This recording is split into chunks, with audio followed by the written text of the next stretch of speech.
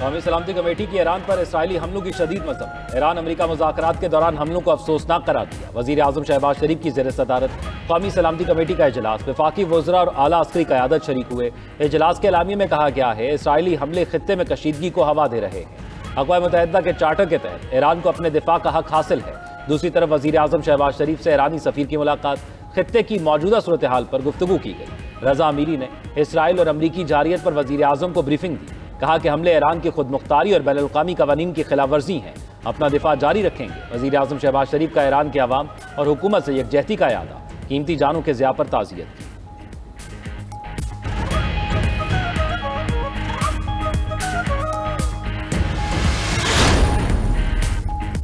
America के बाद Israeli फौज का भी ईरान के फर्दो एटमी प्लांट पर हमला। अरब मीडिया के मुताबिक धमाकों की आवाजें सुनाई दी। प्लांट के मकाम से धुआं उठते देखा गया।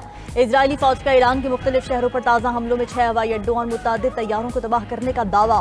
सहूनी फौज का तेहरान में हिलाल अहमर के दफ्तर के करीब भी हमला। वानाक स्क्वार में जोरदार धमाकों से इमारतें लरज उठी। हमले के बाद शुमाली तेहरान में बिजली बंद। ईरानी नशरियाती इदारे के हेडक्वार्टर्स पर भी हमला किया गया। हमलों में मुतअद्दिद अफराद जख्मी होने की इत्तलात। इजरायली फज़ाइया ने ईरान में सियासी कैद खाने को भी निशाना बनाया। ईरानी मीडिया के मुताबिक तेहरान के एवन जेल पर इजराइल के बमबारी के बाद तमाम कैदी महफूज हैं। जेल के कुछ हिस्सों को नुकसान पहुंचा। इजरायली फौजी तर्जुमान का कहना है कि फर्दो न्यूक्लियर साइट की तरफ जाने वाले रास्तों पर भी बमबारी की। इजरायली फोर्सेज ने तेहरान में 100 से ज्यादा बम गिराए। ईरानी पासदारान इनक़िलाब के हेडक्वार्टर्स और सैयद शहदा कोर को भी निशाना बनाया गया।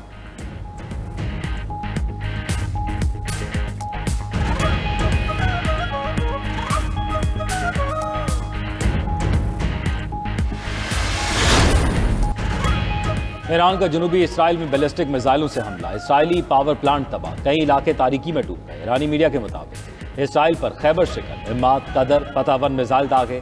मिसाइल गिरने से कई इसराइली शहरों में धमाके सुने गए। खबर एजेंसी के मुताबिक ईरान ने इसराइल पर 9 मिसाइल दागे। ईरानी मिसाइल ने जनूबी इसराइल के शहर अशदूद में तबाही मचा दी। मिसाइल ने अशदूद में पावर स्टेशन को निशाना बनाया। गाड़ी में लगे कैमरे ने सारा मंजर रिकॉर्ड कर लिया। इसराइल इलेक्ट्रिक कॉरपोरेशन ने कई कस्बों में बिजली की फराहमी में खलल की तस्दीक कर दी। ईरान के हमले के बाद शुमाली और वस्ती इसराइल में सायरन गूंज उठे। तेल अवीव और यरूशलेम समेत इसराइली शहरों को पनाहगाहों में जाने की हिदायत जारी। ईरान के ताबड़तोड़ हमलों से परेशान इसराइलियों का मुल्क छोड़कर भागने का सिलसिला जारी। एयरपोर्ट्स अथॉरिटी के मुताबिक एक दिन में 25,000 अफराद की मुल्क छोड़ने की दरखास्तें मिली।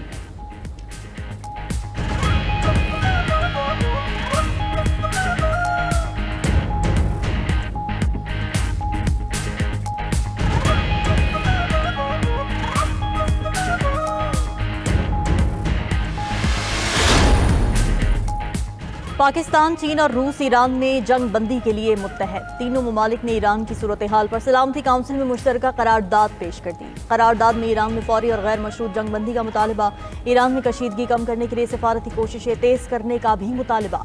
तीनों ममालिक ने करारदाद पर सलामती काउंसिल अरकान से हिमायत मांगी।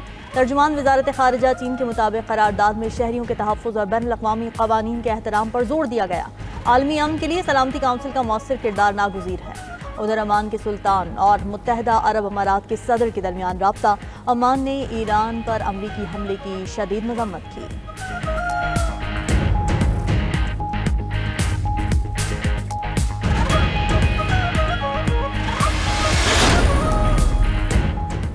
अमरीकी सदर ने ईरान में निज़ाम हुकूमत की तब्दीली का इशारा दे दिया। सोशल मीडिया पोस्ट में लिखा कि रिजीम चेंज की इस्लाह इस्तेमाल करना सियासी तौर पर दुरुस्त नहीं। अगर मौजूदा ईरानी हुकूमत नाकाम है तो तब्दीली क्यों नहीं होनी चाहिए। B-2 तैयारों के पायलट्स की तारीफ करते हुए ट्रंप ने लिखा कि अमरीकी फौज ने मुकम्मल और फैसलाकुन फतह हासिल की। हमने बम को ईरान के हाथ से छीन लिया। अगर उन्हें मौका मिलता तो वो ये बम जरूर इस्तेमाल करते। अमरीकी सदर और बरतानवी वज़ीर आज़म का टेलीफोनिक राब्ता। ट्रंप ने कहा ईरान के खिलाफ इक़दामात का मकसद खतरात को कम करना था।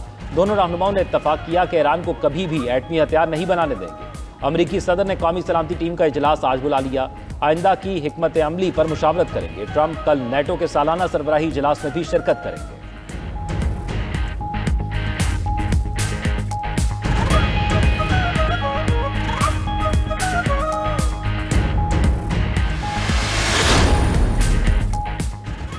रूस ईरानी अवाम की मदद के लिए तैयार है। ईरान के खिलाफ बिला इश्तियाल जारहियत का कोई जवाब नहीं। रूसी सदर व्लादिमीर पुतिन की ईरानी वजीर खारिजा अब्बास अराग़ची से मुलाकात में गुफ्तगू। कहा कि ईरानी अवाम की मदद की कोशिश करेंगे, मेरी नेक तमन्नाएं ईरानी सदर और रहबर आला तक पहुँचाएँ। इस मौके पर ईरानी वजीर खारिजा ने ईरान की हिमायत पर रूसी सदर का शुक्रिया अदा किया। कहा कि रूस आज तारीख और बैनुल अक़वामी कानून की दुरुस्त जानिब खड़ा है। अमरीकी और इजरायली हमलों ने मशरिक़ वुस्ता में कशीदगी बढ़ाई। अमरीका ने ईरान को धोखा दिया। जारहियत के तबाहकुन नताइज बरामद होंगे। ईरान अपनी आज़ादी और खुद मुख्तारी पर कोई समझौता नहीं करेगा। तेहरान अमरीका और इजराइल के इक़दामात को नाजायज़ समझता है। ईरान को अपने दिफा का हक हासिल है।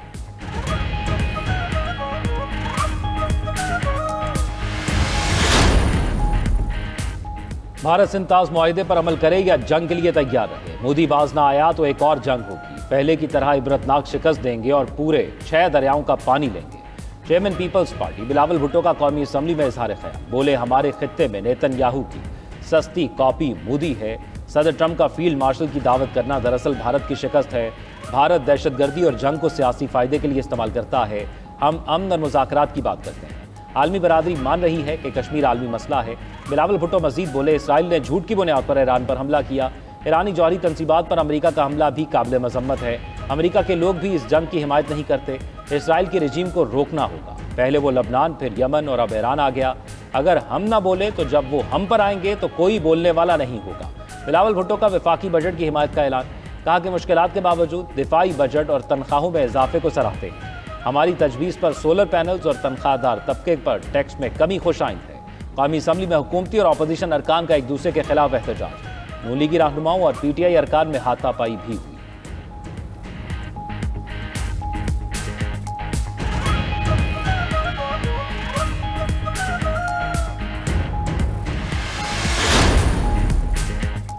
कौमी असम्बली का इजलास। वज़ीर ख़जाना मोहम्मद औरंगज़ेब ने आइंदा बजट पर बहस को समेटते हुए तब्दीलियाँ और तजावीज़ पेश कर दी। कहा कि टैक्स फ्रॉड पर FBR की गिरफ्तारी के इख्तियारात महदूद कर दिए। 5 करोड़ तक के केसेस में अदालती वारंट के बगैर गिरफ्तारी नहीं होगी। 12 लाख रुपए तक आमदन पर टैक्स शरह मजीद कम करके 1% कर दी। 75 साल से जायद उम्र के पेंशनर्स को टैक्स से मुस्तस्ना करार दे दिया। दरामदी सोलर पैनल्स पर टैक्स 18% से कम करके 10% कर दिया। EV पॉलिसी पर मुशावरत जारी है। सनती पॉलिसी का ऐलान भी जल्द किया जाएगा।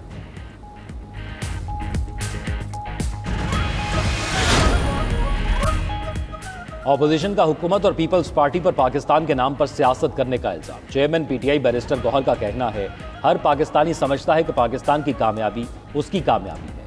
हमारी दरखास्त है पाकिस्तान के तहफ़्फ़ुज़ पर सियासत ना करें। असम्बली के फ्लोर पर ऑपोजिशन लीडर का माइक बंद किया गया। स्पीकर ऐसी रिवायत ना डालें जो कल को खुद भुगतना पड़े। उमर अयूब बोले, हुकूमत के पास मैंडेट नहीं है। अभी बजट पास भी नहीं हुआ कि महंगाई बढ़ गई। बजट से मईशत तबाह हो जाएगी। ये लोग मुल्क के साथ संजीदा नहीं।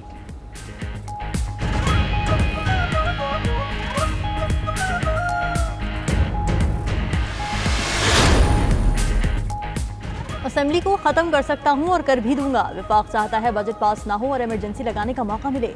बानी PTI ने जब हुक्म दिया असेंबली तहलील कर दूंगा। वजीर आला KP अली अमीन गंडापुर का KP असेंबली में इजहार ख्याल। कहा कि गवर्नर खैबर पख्तूनख्वा बजट मंजूरी के अमल के खिलाफ साजिश कर रहे हैं। आइन तोड़ने वालों की भूल है कि उनका एहतसाब नहीं होगा। बानी PTI का इख्तियार हमारे पास अमानत है, किसी और को ये इख्तियार इस्तेमाल नहीं करने देंगे। बानी चेयरमैन ने जब हुक्म दिया असेंबली तहलील करने में वक्त नहीं लूंगा।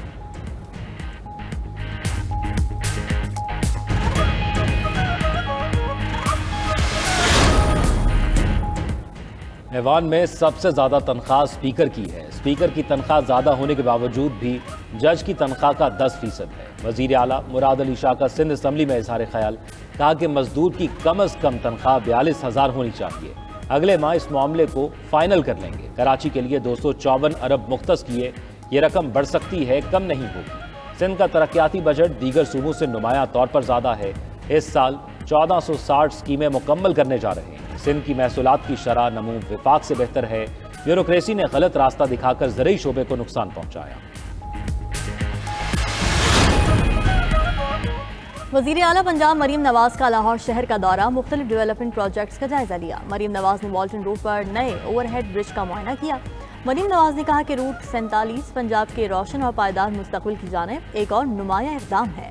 सिर्फ एक सड़क नहीं बल्कि पंजाब में स्मार्ट तरक्की की नई दास्तान है। कलमा चौक की वॉल्टन से मिलाने वाला रूट 47 को 1947 की जद्दोजहद आज़ादी से मंसूब किया गया।